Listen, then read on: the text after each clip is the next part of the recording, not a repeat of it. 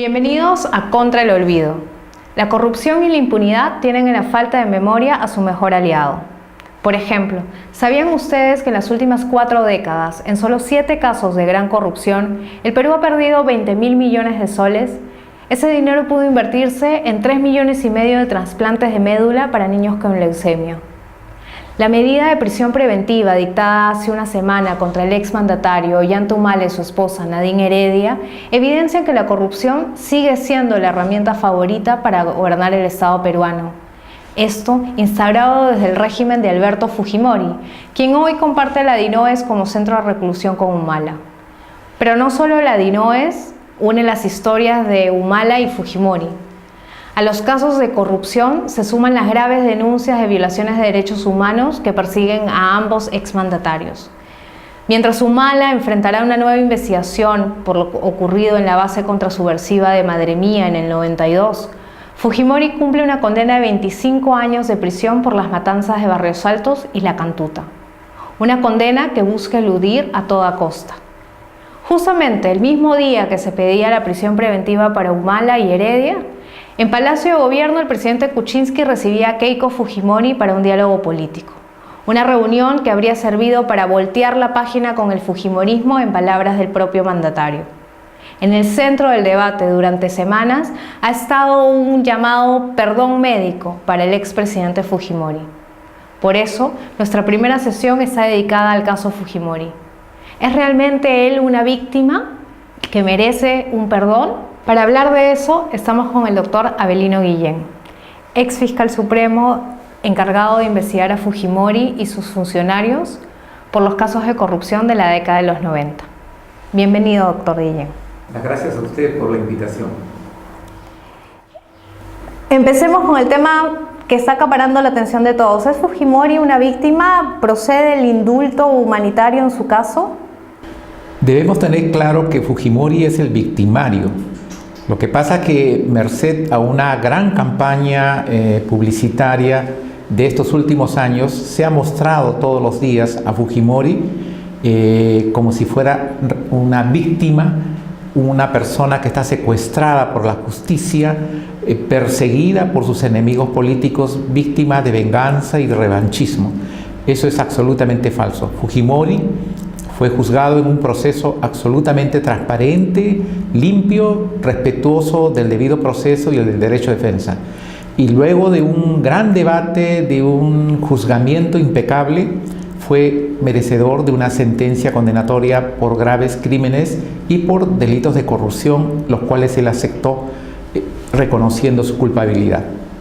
Si se diera el indulto o el perdón médico, como lo ha llamado el presidente, ¿cuál sería el mensaje? Además, teniendo en cuenta que este año se cumplen 25 años de la matanza de La Cantuta. Debemos tener en cuenta que el indulto que se pretende dar es fruto y consecuencia de una negociación política. Lo que pretende el fujimorismo es que se dé el indulto sin procedimiento, sin el procedimiento que establece el propio reglamento del Ministerio de Justicia. Esto es a sola firma, como lo vienen exigiendo sus principales voceros. Esto es algo que para nosotros significa impunidad y rechazamos firmemente porque lo que estamos exigiendo es el cumplimiento de la ley, de la Constitución y sobre todo de los tratados que ha suscrito el Perú a nivel internacional. En consecuencia, este indulto ilegal y arbitrario que pretenden imponer los fujimoristas no es otra cosa que una moneda de cambio que pretenden imponer a cambio de que el señor Kuczynski pueda permanecer en el poder. Esto rechazamos enérgicamente porque esto, lo remarcamos, es una negociación de carácter político. Usted investigó todo el régimen de Alberto Fujimori y estuvo liderando los casos contra los funcionarios corruptos. Los que defienden a Alberto Fujimori dicen que su legado fue la pacificación del país. En su opinión, doctor Guillén, ¿cuál es el verdadero legado de Alberto Fujimori? La herencia que nos ha dejado el fujimorismo es una herencia de corrupción. Es la utilización de la corrupción como un instrumento, como un método de perpetuación en el poder. Vladimiro Montesinos, que fue el asesor principal de Alberto Fujimori, fue quien lideró esta estrategia de corrupción. Alberto Fujimori y Vladimiro Montesinos encabezaron un aparato organizado de poder, una organización criminal que tomó por asalto el Perú en abril de 1992 y de ahí, a partir de ahí, cometieron un sinnúmero de hechos delictivos que la comunidad, el pueblo peruano conoce a la perfección, debido fundamentalmente a que ellos mismos se filmaron cometiendo delitos. En consecuencia, la herencia del fujimorismo no es otra que la corrupción, y estamos padeciendo todos los peruanos, como vemos ahora, con esta gran corrupción de Lavallato. El caso Fujimori permite mostrar cómo hay esta vinculación entre corrupción y violación de derechos humanos. Claro, lo que nosotros denominamos aparato organizado de poder y que se reflejó en la sentencia del 7 de abril del 2009, implica dos niveles. Un nivel de decisión, de dirección, donde está ubicado, entre otros, dentro de la cadena de mando, Alberto Fujimori y Vladimiro Montesinos, y en la base un órgano ejecutor. El órgano ejecutor es el Destacamento Militar Colina. A través de ese Destacamento Militar Colina cometieron un sinnúmero de atrocidades y violaciones a los derechos humanos, crímenes horrendos que han sido objeto de juzgamiento y sanción por la justicia. La forma correcta de llamarlos es Destacamento Colina, ¿verdad? Ustedes demostraron que eso era parte de la estructura funcional y que el gobierno Fujimori además financió su implementación. Claro, nosotros demostramos que el Destacamento Militar Colina estaba conformado por militares en actividad, todos miembros del ejército. 2, que dependían funcionalmente del Servicio de Inteligencia Nacional. 3, que recibían órdenes directas de Vladimiro Montesinos Torres con autorización de Alberto Fujimori, que fueron condecorados y reconocidos por los principales jefes del ejército peruano. 4, que cometieron un sinnúmero de hechos de crímenes como Barrios Altos y La Cantuta y otros crímenes en el interior del país. 5, que se estableció una estrategia de impunidad con la finalidad de que se acogieran, por ejemplo, a la amnistía que se dio en el año 1995, si mal no recuerdo, por el Congreso Constituyente, y toda esta situación generó un rechazo en la comunidad internacional. Hay una serie de casos, como el caso Pativilca, que se acaba de aprobar, y otros casos pendientes de pedir la ampliación de extradición para Alberto Fujimori. Si el gobierno otorgara este indulto, como se lo ha llamado, este indulto político a Fujimori, ¿qué pasaría con esos casos pendientes de corrupción y de derechos humanos? El indulto, en la hipótesis que se dé, que nosotros rechazamos, porque no califica al señor Alberto Fujimori ni siquiera hoy día para un indulto de carácter humanitario, lo que pasaría sería el perdón para los procesos que tiene con sentencia condenatoria. Pero los procesos en trámite, por ejemplo el caso Pativilca, esos continúan su trámite y el expresidente Alberto Fujimori tendría que ser sometido a juzgamiento por esos procesos. O sea, él no va a poder eludir los otros procesos. Hace algunas semanas el presidente, y en el debate político se habló de que era necesario voltear la página. ¿Es posible voltear la página y olvidar lo que fue el régimen de Alberto Fujimori en términos de corrupción? ¿O eso más bien recordar nos permite explicar casos como los de hoy, el caso Lavallato, que tenemos a casi todos los expresidentes después de Fujimori investigados o a punto de ir a la cárcel? Yo no entiendo bien al expresidente Pedro Pablo Kuczynski cuando dice voltear la página. Él durante la campaña electoral fue muy firme y drástico en relación a la conducta del fujimorismo. Analizó todas sus violaciones a los derechos humanos y los actos de corrupción que perpetraron.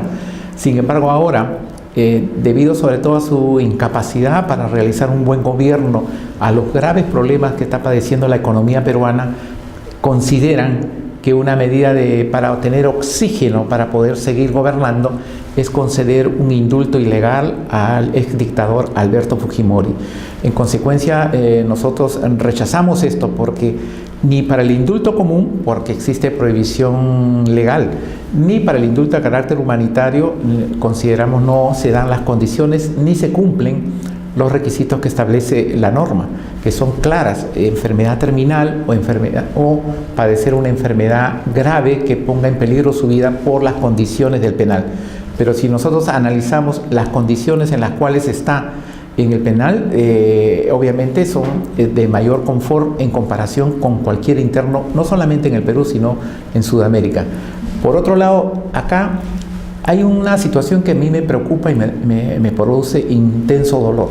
¿Cómo es posible que en un debate de varias semanas y hasta meses sobre la concesión o no de un indulto, deliberadamente se omita mencionar a las víctimas?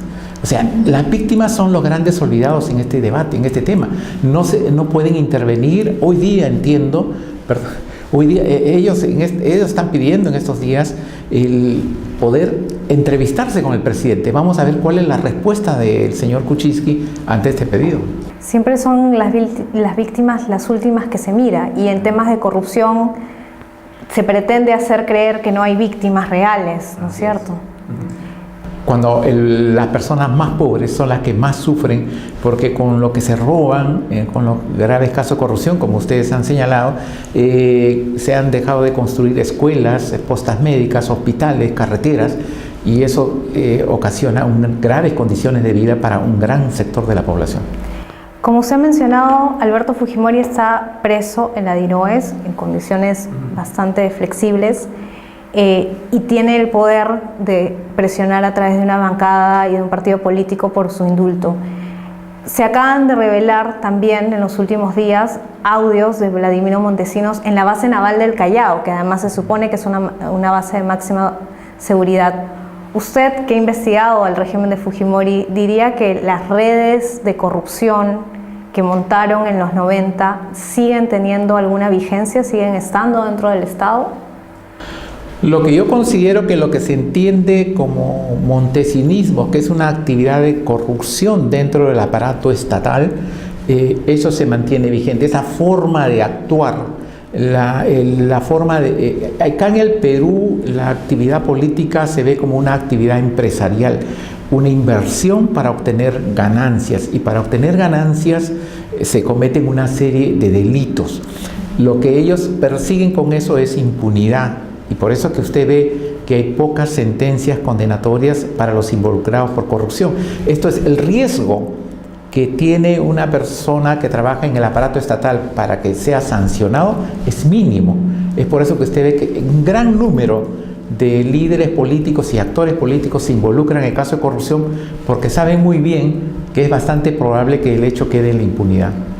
Y la falta de memoria ayuda a eso, ¿verdad? Exactamente, lo fundamental es la memoria, es la única forma de derrotar a la corrupción y sancionar a los violadores de derechos humanos. Muchas gracias, doctor Guillén, por estar con nosotros. El tiempo es corto, pero estoy segura que vamos a poder tener oportunidad de hablar nuevamente de estos casos. Las gracias a ustedes. Los esperamos la próxima semana para juntarnos nuevamente con otro invitado y recordar cómo la corrupción nos va quitando oportunidades. Porque ya es tiempo de actuar. Nos despedimos. En contra del olvido.